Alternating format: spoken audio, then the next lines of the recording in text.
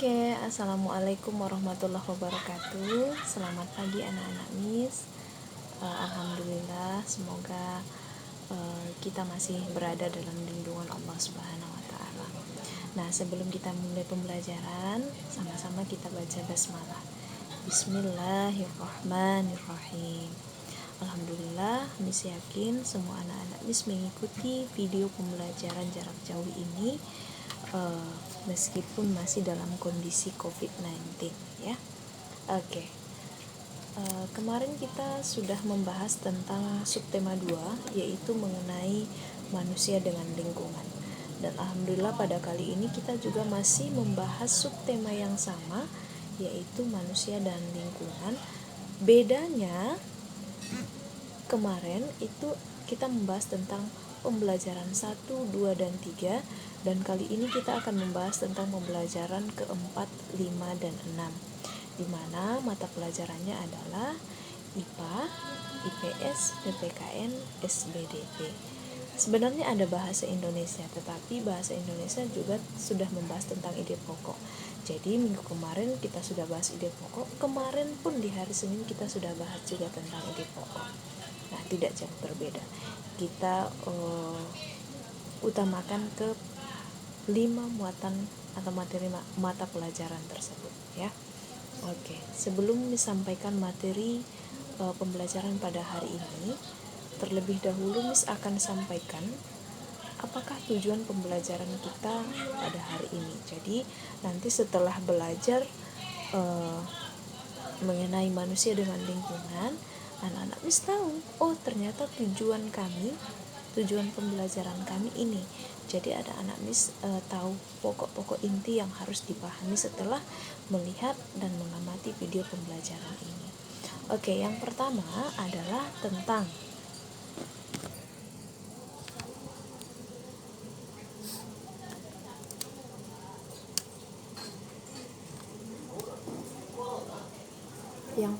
yaitu setelah mengamati gambar dan video pembelajaran ini, siswa dapat mengidentifikasi kenampakan alam buatan dan kenampakan alam dengan percaya diri. Kemudian yang kedua, setelah mengamati gambar pada peta di video pembelajaran, siswa dapat menyebutkan kondisi geografis masing-masing pulau besar yang ada di Indonesia dengan percaya diri. Yang ketiga, setelah mengamati peta pada video pembelajaran, siswa dapat memahami kondisi iklim di Indonesia dengan peduli. Yang keempat, setelah membaca, siswa mengidentifikasi keragaman flora dan fauna di Indonesia dengan tanggung jawab. Nah, yang terakhir, setelah mengamati gambar di video pembelajaran, siswa dapat mengidentifikasi perilaku yang sesuai dan yang tidak sesuai dengan nilai-nilai Pancasila dengan peduli. Oke, nah sekarang kita masuk ke materi pembelajaran, yaitu masih tema 1, organ gerak hewan dan manusia. Nah, coba kamu perhatikan, di situ ada gambar air terjun. Iya bukan? Ya, ada gambar air terjun. Nah, gambar air terjun ini adalah salah satu kenampakan alam. Pernahkah anak-anak Miss pergi berwisata ke air terjun? Iya, pernah. Tentu sangat mengasihkan sekali ya, karena itu berkaitan dengan nuansa alam yang nyata dan asri, sehingga sejuk untuk dipandang mata dan nyaman untuk didatangi. Nah, jadi apa sih kenampakan alam itu? Kenampakan alam adalah segala sesuatu yang ada di alam yang merupakan hasil dari peristiwa alam dan bukan merupakan buatan manusia. Nah, kenampakan alam di darat dapat berupa dataran rendah, dataran tinggi, pegunungan, gunung Merapi, lembah, sungai atau bukit, dan air terjun. Nah, salah satunya contohnya adalah gambar yang ada di depan. Nah, kenampakan alam ini ternyata ada 2. Yang pertama, kenampakan alam alami dan kenampakan alam buatan. Kalau kenampakan alam alami ini tidak mengikut sertakan campur tangan manusia.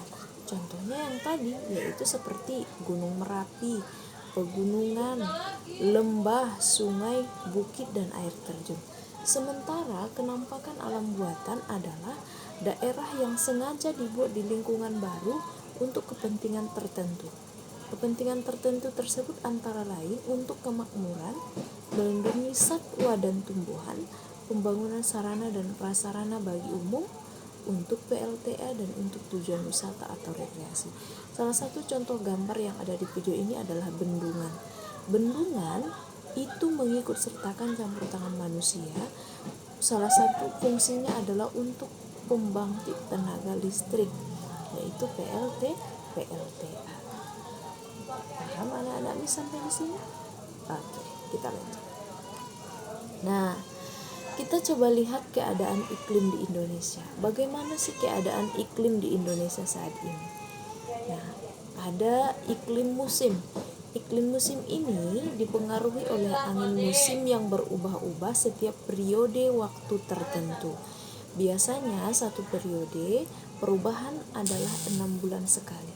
Berarti perubahan iklim ini di Indonesia mengalami perubahan periodenya setiap 6 bulan sekali. Ada 2 iklim yang ada di Indonesia yang sangat-sangat pesat sekali. Yang pertama adalah iklim laut. Iklim laut terjadi karena Indonesia memiliki wilayah laut yang luas. Iklim Indonesia sangat dipengaruhi oleh laut dan lautan. Laut dan lautan Indonesia mengakibatkan tingginya penguapan. Wilayah yang memiliki tingkat penguapan yang tinggi juga akan memiliki curah hujan yang tinggi. Itu adalah iklim laut. Yang kedua, iklim panas. Coba kamu perhatikan. Terjadi karena Indonesia berada di daerah tropis. Suhu yang tinggi mengakibatkan penguapan yang tinggi dan berpotensi untuk terjadinya hujan. Nah, di gambar video Miss ini ada 2 gambar. Yang pertama adalah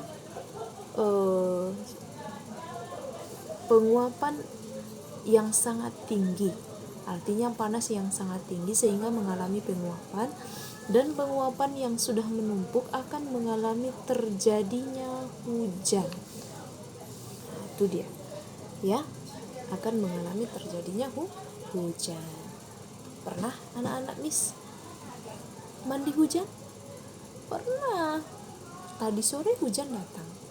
Nah, jadi hujan itu diakibatkan karena penguapan yang sangat tinggi sehingga mengakibatkan terjadinya hujan. Kita lanjut. Nah, sekarang kita masuk flora dan fauna. Pernahkah anak-anak Miss berwisata ke kebun binatang? Pernah. Binatang apa saja yang diamati? Banyak sekali jenis binatang yang ada di kebun binatang. Pernahkah anak-anak Miss berwisata ke kebun raya Bogor? Iya, ada yang pernah, ada yang belum. Nah, di kebun raya Bogor itu sangat banyak keanekaragaman tumbuhan atau hayati. Nah, keanekaragaman tumbuhan ini masuk ke dalam kelompok flora, tumbuhan atau tanaman. Sedangkan keanekaragaman hewan masuk ke kelompok fauna, hewan atau binatang. Jadi membedakannya bagaimana, Miss? Membedakannya gampang anak-anak Miss. Flora itu kelompok tumbuhan, sedangkan fauna adalah kelompok hewan. Nah, kita lihat apa sih faktor penyebab terjadinya keberagaman flora dan fauna yang ada di Indonesia? Ada 2 faktor. Yang pertama adalah faktor biotik. Yang pertama adalah faktor abiotik. Faktor abiotik ini adalah faktor yang mengakibatkan benda-benda mati atau benda yang tidak bernyawa. Contoh iklim, tanah, dan air. Iklim memiliki peranan penting bagi persebaran flora dan fauna. Dalam iklim terdapat faktor kelembaban udara, suhu udara, dan angin. Kelembaban udara dan suhu udara sangat penting bagi pertumbuhan fisik tumbuhan. Sedangkan angin dapat mempengaruhi proses penyerbukan pada tumbuhan. Nah, jadi contohnya adalah seperti jagung. Jagung itu proses penyerbukannya salah satunya dibantu oleh angin, di mana serbuk sari akan jatuh ke kepala putik akibat hembusan angin. Nah, salah satu faktor yang menyebabkan terjadinya proses perkawinan pada tumbuhan. Sebagai contoh, tumbuhan yang berada di iklim tropis akan tumbuh subur sepanjang tahun karena memiliki sinar matahari dan curah hujan yang cukup. Jika tumbuhan dapat hidup dengan baik di suatu daerah, maka akan memancing hewan-hewan untuk datang, karena tumbuhan merupakan bahan makanan yang penting bagi sebagian besar hewan. Itu adalah iklim. Yang kedua, kita lihat contohnya adalah tanah. Tingkat kesuburan tanah, suhu tanah, dan daya serap air berpengaruh pada baik tidaknya tumbuhan.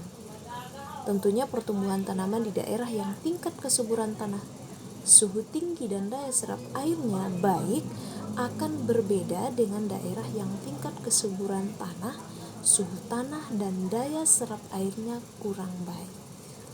Di mana letak bedanya, Miss? Letak bedanya tentu pada warna daun, warna bunga, dan kelembutan batang.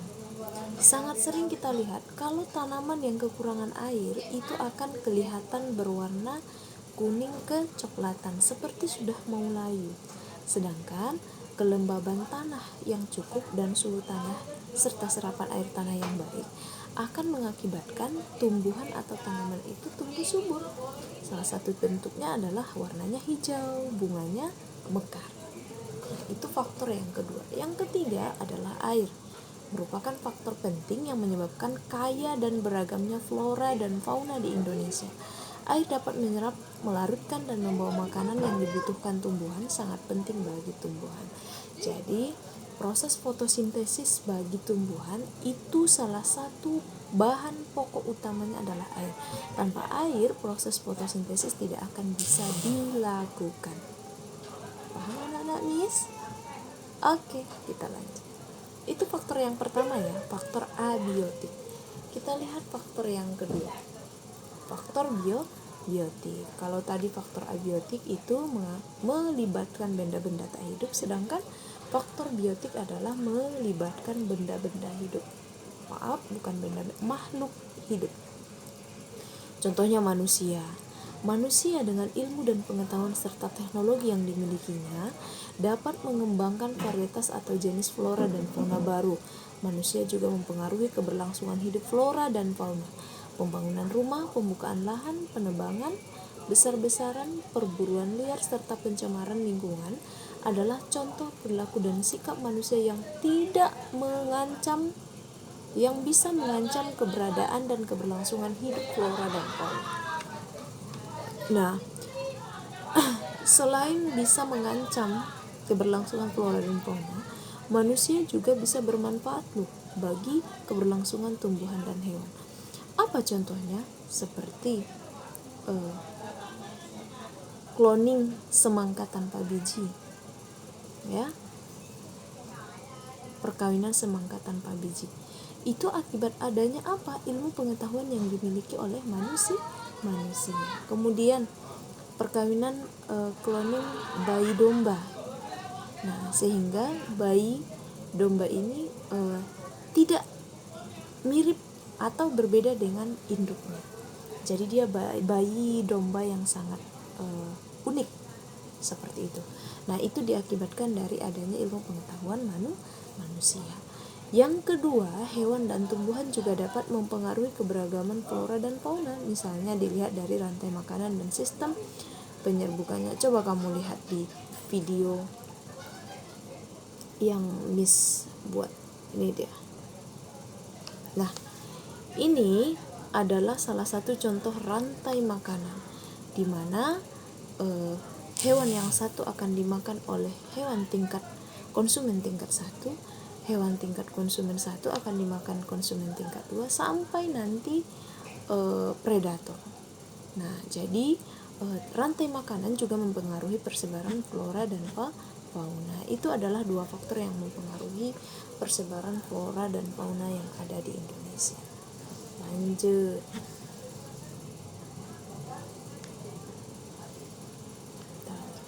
Nah, Coba kita lihat, tadi kita sudah melihat faktor persebaran flora dan fauna di Indonesia. Sekarang kita akan melihat peta persebaran fauna di Indonesia. Apa tadi fauna? Iya benar, hewan. Sedangkan flora kelompok tumbuhan.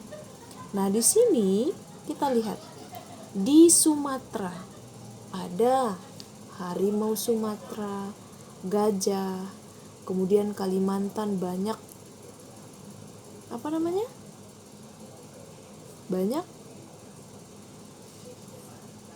banyak hewan seperti orang hutan. Kemudian di tempat-tempat lainnya juga terdapat ada badak berkula, ada benteng, ada burung, ada kancil dan lain sebagainya. Nah, jadi persebaran fauna di Indonesia ini sangat beraneka ragam. Bisa anak-anak Miss lihat di buku siswa juga ya. Di subtema 2 pembelajaran keempat, 5 dan 6. Oke. Kita lanjut. Nah, sekarang kita masuk ke otot. Hari Senin semalam kita sudah belajar tentang tulang. Tulang termasuk ke dalam organ gerak aktif atau pasif? Iya, benar, pasif. Sedangkan otot termasuk organ gerak aktif. Apa itu otot?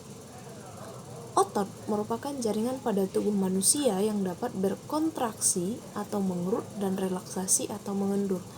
Pada saat berkontraksi, otot akan jadi lebih pendek. Sebaliknya, pada saat relaksasi, otot akan memanjang. Apa itu fungsi otot? Fungsi otot yang pertama, menjalankan dan melaksanakan kerja. Contohnya, berjalan, mengangkat, memegang. Ya, itu adalah fungsi otot yang pertama. Yang kedua, menggerakkan jantung. Nah, mengalirkan darah yang terdiri atas zat-zat nutrisi, oksigen dan lain-lain. Menggerakkan jantung. Kalau tidak ada otot, jantung tidak akan bergerak, nak. Dan kalau tidak ada otot, aliran darah yang ada di jantung tidak akan bisa bergerak ke organ dalam tubuh yang lain. Nah, itu adalah 3 fungsi otot: melaksanakan kerja, kemudian menggerakkan jantung, serta mengalirkan darah yang terdiri atas zat nutrisi, oksigen dan lain-lain. Nah, kita lihat. Tadi kita sudah tahu bahwa otot itu adalah jaringan pada tubuh manusia yang dapat berkontraksi dan relaksasi. Macam-macam otot. Kita lihat macam-macam. Ada 3 macam otot yang terdapat pada manusia. Yang pertama otot jantung, yang kedua otot lurik, dan yang ketiga otot polos. Apa itu otot jantung? Otot jantung adalah otot yang bekerja secara terus-menerus tanpa istirahat atau berhenti. Otot jantung merupakan perpaduan antara otot lurik dan otot polos karena adanya kebersamaan yang ada pada otot jantung. Salah satunya adalah contohnya ada pada jantung. Sedangkan otot lurik adalah otot yang menempel pada rangka tubuh manusia yang digunakan dalam pergerakan. Makanya otot lurik disebut juga otot rangka. Otot lurik adalah otot yang bekerja di bawah kesadaran. Nah, salah satunya adalah otot rangka manusia. Nah, sekarang otot polos. Otot polos adalah otot yang bekerja tanpa kesadaran kita yang dipengaruhi oleh sistem saraf tak sadar. Otot polos dibentuk oleh sel-sel yang berbentuk gelendong di mana kedua ujungnya runcing dan mempunyai satu inti sel. Contoh otot polos ini ada di mana, Miss? Ada di lambung, usus besar, usus halus, dan lain sebagainya. Nah, jadi ya nak. Jadi ada 3 macam otot pada manusia. Otot jantung berada di jantung, otot lurik pada rangka tubuh, kemudian otot polos ada pada bagian organ dalam perut. Contohnya lambung, usus besar, usus halus, dan lain sebagainya. Kira-kira sampai di sini paham anak-anak, Miss? Iya, kita lanjut. Nah, yang perlu kamu ingat adalah yang pertama, macam-macam gerak otot. Ada gerak meluruskan, contohnya meluruskan lutut, siku, dan ruas jari. Gerak menekan ke bawah atau menurunkan, gerak memutar lengan, sehingga telapak melungkup. Gerak menjauhkan, contohnya gerak tungkai menjauhkan dari sumbu tubuh. Gerak yang memutar lengan sehingga lengan menengadah. Gerak yang mendekatkan sumbu tubuh, contohnya gerak yang mendekatkan tungkai dengan sumbu tubuh. Yang ketujuh, gerak yang membengkokkan, contohnya membengkokkan siku, ruas jari, dan lutut. Nah, cara menjaga dan merawat otot pada manusia adalah sebagai berikut. Yang pertama, menghindari gerakan yang membenahi kerja otot secara berlebihan. Jadi gerakan-gerakan yang berlebihan itu dihindari. Yang kedua, melakukan peregangan. Peregangan itu bisa kamu lakukan setiap pagi setelah bangun tidur. Yang ketiga, melakukan latihan rutin seperti lari pagi, kemudian senam dan lain sebagainya. Kemudian yang keempat, memenuhi kebutuhan cairan tubuh. Jadi minumlah seperti aturan dokter setiap harinya. Kemudian yang kelima, mengkonsumsi makanan yang bergizi dan bermanfaat bagi tubuh. Selain pasokan makanan pokok dalam tubuh, juga kita harus imbangi 4 sehat 5 sempurna. Yang keenam, meringankan nyeri otot. Nah, gunakan krim khusus untuk menimbulkan rasa hangat sehingga otot yang kram menjadi lebih rileks. Jadi di rumah juga kamu harus siapkan krim sebagai pengencang otot agar tetap rileks, ya. Nah, untuk kali ini video pembelajaran yang sampaikan cukup di situ dulu. Insya Allah besok di hari Rabu akan kita lanjutkan video pembelajaran berikutnya. See you in next video ya anak-anak Miss. Tapi sebelum Miss tutup, jadi dalam Al-Quran juga sudah dibahas materi yang disampaikan ini, seperti dalam Al-Quran surah Al-Anbiya ayat 30. Bisa anak-anak Miss buka di Al-Qurannya di rumah, yang artinya Miss bacakan saja. Dan apakah orang-orang yang kafir tidak mengetahui bahwasanya langit dan bumi itu keduanya dahulu adalah suatu yang padu, kemudian kami pisahkan antara keduanya, dan dari air kami jadikan segala sesuatu yang hidup, maka mengapakah mereka tiada juga beriman? Nah, apa hubungannya dengan materi kita, Miss? Hubungannya adalah dulu langit dan bumi itu Allah satukan untuk suatu tujuan. Langit menurunkan hujan, sedangkan bumi menumbuhkan tanaman-tanaman, sehingga tanaman yang tumbuh itu bisa menghasilkan keanekaragaman hayati, sehingga menimbulkan kenampakan alam yang sangat luar biasa. Nah, dari tumbuhan-tumbuhan yang beraneka ragam, maka Allah juga ciptakan beberapa macam hewan yang beraneka ragam, dan mereka memakan beberapa jenis tumbuhan berdasarkan makanannya, sehingga banyak sekali yang bisa kita lihat. Maha suci Allah yang telah menciptakan keanekaragaman hayati dan keanekaragaman hewan dan tumbuhan, sehingga di dalam keanekaragaman itu juga akan menimbulkan kenampakan alam yang sangat luar biasa. Nah, akan tetapi kenapa manusia tidak beriman? Kenapa mereka tidak pernah bersyukur dari kenampakan alam yang sudah Allah ciptakan, sehingga mereka tidak menimbulkan perilaku-perilaku yang sesuai dengan Pancasila?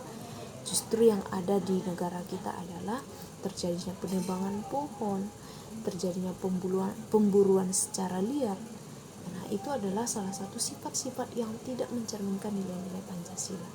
Nah, selain dalam Al-Quran surah Al-Anbiya, juga dijelaskan dalam Al-Quran surah An-Nahl ayat 10-11. Bisa juga anak-anak bis buka di Al-Qurannya, Miss bacakan artinya. Dialah yang telah menurunkan air hujan dari langit untuk kamu, sebagiannya menjadi minuman dan sebagiannya menyuburkan tumbuh-tumbuhan, yang pada tempat tumbuhnya kamu mengembalakan ternakmu, dan menumbuhkan bagi kamu dengan air hujan tanaman-tanaman zaitun, kurma, anggur, dan segala macam buah-buahan.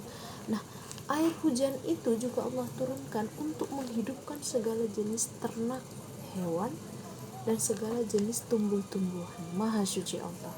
Tergantung kenapa kita masih belum beriman.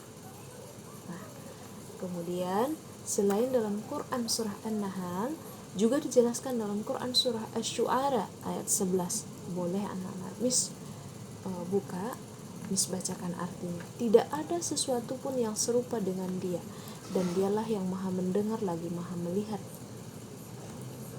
Nah, Ini berkaitan dengan kenampakan alam secara alami dan buatan. Tidak ada sesuatu yang indah, yang nyata tanpa ciptaannya. Yang alami berbeda dengan yang dibuat oleh manusia. Jadi tidak akan pernah kita bisa menyamakan antara ciptaan manusia dengan ciptaan Allah. Nah, juga dijelaskan dalam Al-Quran surah Al-Ma'idah ayat 2, dan tolong menolonglah kamu dalam mengerjakan kebaikan dan takwa, dan jangan tolong menolong dalam berbuat dosa dan pelanggaran, dan bertakwalah kamu kepada Allah, sesungguhnya Allah amat berat siksanya. Nah, jadi Allah telah menurunkan hujan, menumbuhkan tanam-tanaman, menciptakan beraneka ragam hewan. Maka kita sebagai manusia, marilah kita jaga ciptaan Allah yang sangat indah ini dengan cara tidak melakukan perburuan secara liar, tidak melakukan penebangan pohon secara liar, tidak membuang sampah sembarangan karena akan mengakibatkan polusi air. Nah, juga mari kita jaga dengan salah satunya yaitu peremajaan hutan, kemudian pemeliharaan hewan. Nah, kira-kira diharapkan dengan video pembelajaran kali ini dan dengan kaitan materi dengan ayat Al-Quran, anak-anak tetap bisa mengaplikasikan dalam kehidupan sehari-hari. Tidak ada yang bisa kita lepas dari anjuran Al-Quran. Segala sesuatu yang telah kita pelajari itu semua dibahas tuntas di dalam Al-Quran. Oke, anak-anak Miss harapkan setelah video pembelajaran kali ini, anak-anak Miss tetap semangat belajar di rumah, jaga kesehatan, tetap cuci tangan, dan tetap memakai masker ketika keluar dari rumah. Oke, Miss tutup. Assalamualaikum warahmatullahi wabarakatuh.